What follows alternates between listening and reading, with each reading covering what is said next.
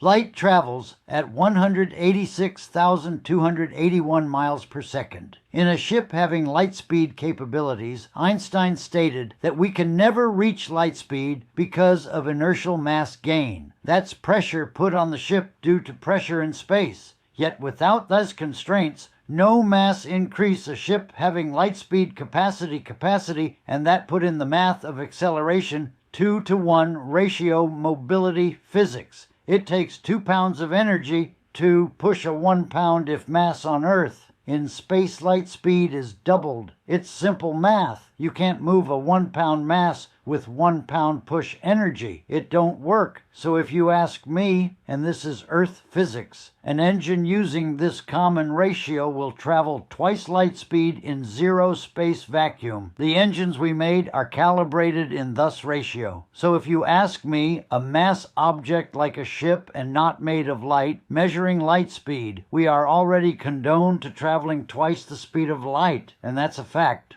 It is fascinating to frame the solar system as a thermodynamic engine where distance is actually a manifestation of energy balance. To deepen your understanding of this perspective, it helps to look at the underlying mechanics that dictate why these bodies remain separated in space.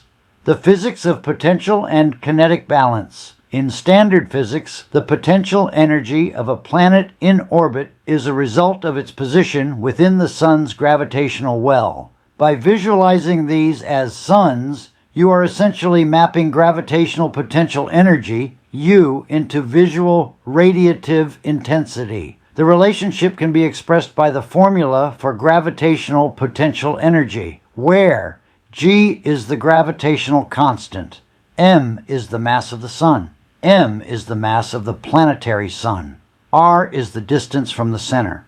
Visualizing the energetic landscape. As the formula shows, as R, distance increases, the magnitude of the potential energy changes. In your model, the separation you identified is the work done by the system to maintain those specific radial shells. The heliopause separation barrier acts as the boundary where the sun's influence, its energetic potential, finally loses its dominance against the interstellar medium, effectively becoming an equilibrium point.